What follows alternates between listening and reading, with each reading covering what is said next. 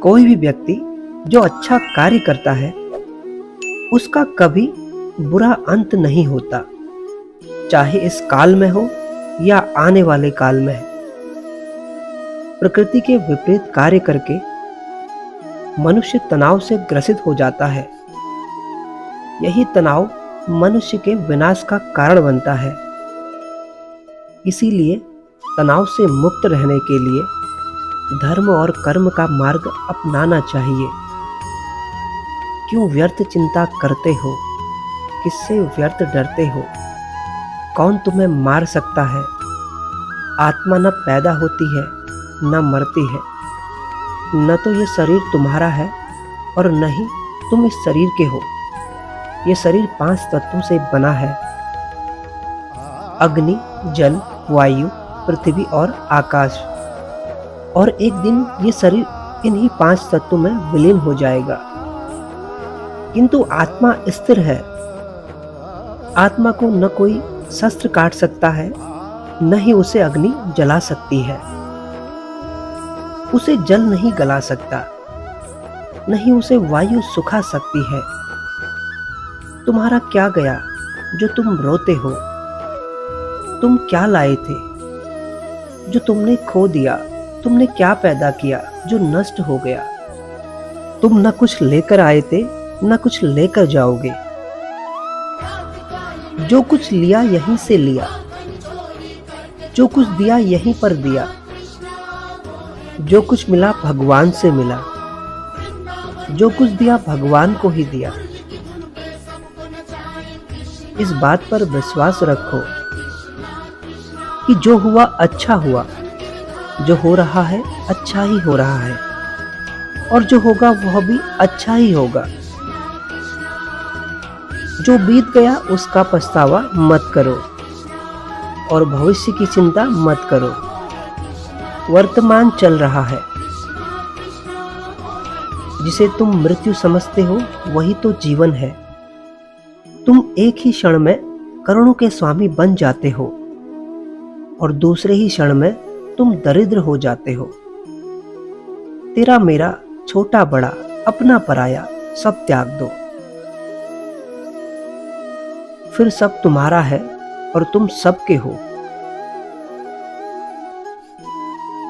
क्रोध से भ्रम पैदा होता है। भ्रम से बुद्धि विचलित होती है, और जब बुद्धि का विचलन होता है तो तर्क करने की क्षमता क्षीण हो जाती है, और जब तर्क करने की क्षमता क्षीण हो जाती है तो मनुष्य पतन की ओर अग्रसर हो जाता है। इसीलिए क्रोध से बचना चाहिए। मन बहुत चंचल होता है और मन पर नियंत्रण करना बहुत ही आवश्यक होता है। जो मनुष्य मन पर नियंत्रण नहीं कर पाते, ऐसे मनुष्य का मन उसके शत्रु की भांति कार्य करता है और धीरे धीरे व्यक्ति गलत मार्ग की ओर अग्रसर हो जाता है। लगातार प्रयत्न करने से अशांत मन को वश में किया जा सकता है। मन को वश में करना सरल भी है और दुष्कर भी। यदि मनुष्य धीरमति और दृढ़ निश्चय वाला हो तो वो सरलता से अपने मन को वश में कर सकता है, और यदि मनुष्य की मति धीर नहीं तो वह दृढ़ निश्चयी नहीं होगा। ऐसा मनुष्य जन्म जन्मांतर तक भटकता रहता है। परमात्मा में विश्वास से, धर्म में विश्वास से, सत्य में विश्वास से मनुष्य दृढ़ निश्चयी हो सकता है। कोई भी मनुष्य अपने कर्मों से भाग नहीं सकता। कर्मों का फल अवश्य भुगतना पड़ता है। इसीलिए सदैव शुभ और अच्छे कर्म करो। सही कर्म वह नहीं जिसका परिणाम सदैव सही हो, अपितु सही कर्म वह है जिसका उद्देश्य कभी गलत न हो। न सुख स्थायी है न दुख स्थायी है। ये संसार परिवर्तनशील है। परिवर्तन प्रकृति का नियम है। यहाँ कोई भी वस्तु स्थायी नहीं होती। हमारे शरीर की अवस्थाएं भी स्थायी नहीं है। फिर सुख और दुख स्थायी कैसे हो सकते हैं? मनुष्य को सुख और दुख दोनों भोगने पड़ते हैं। सुख और दुख एक ही चक्र के दो अर्ध भागों के समान है और ये चक्र चलता रहता है, चलता ही रहता है। मनुष्य फल की इच्छा त्याग कर कर्म को अपना धर्म और कर्तव्य समझकर करे तो ये निष्काम कर्म है। फल तो अवश्य मिलेगा, परंतु मनुष्य इस फल को विधान की इच्छा समझकर ही स्वीकार करे। ज्ञानी पुरुष इसी योग को अपनाकर कर्मयोगी बन जाते हैं। जो मनुष्य फल की इच्छा को ध्यान में रखकर कर्म करते हैं, उनका मन कर्म और कर्तव्य से विचलित हो जाता है। इसीलिए कर्म करो पर फल की इच्छा मत करो।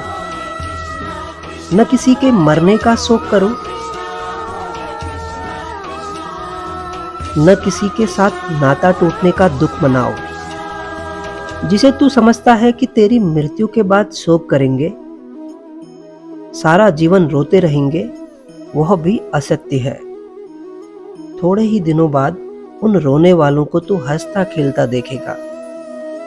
मित्र 4 दिन रोता है, भाई 10 दिन रोता है, पत्नी इससे अधिक रोती है, माता सबसे अधिक रोती है, परंतु सबके आंसू धीरे धीरे सूख जाते हैं और उन आंखों में फिर से नए नए सपनों की रोशनी चमकने लगती है। संसार में ज्ञान के समान पवित्र करने वाली कोई वस्तु नहीं है और न कोई तत्व है। ज्ञान ही सर्वोत्तम है। जो अज्ञानी है, जिसमें श्रद्धा का भाव नहीं है, जो बात बात पर शंका करते हैं, संशय करते हैं, वो तो नष्ट ही हो जाते हैं। उन्हें न तो इस लोक में सुख मिलता है, न ही परलोक में। संशय को त्याग कर तुम्हारे भीतर जो मुनि बैठा है, उसे जगाओ और ज्ञान योगी बनाओ।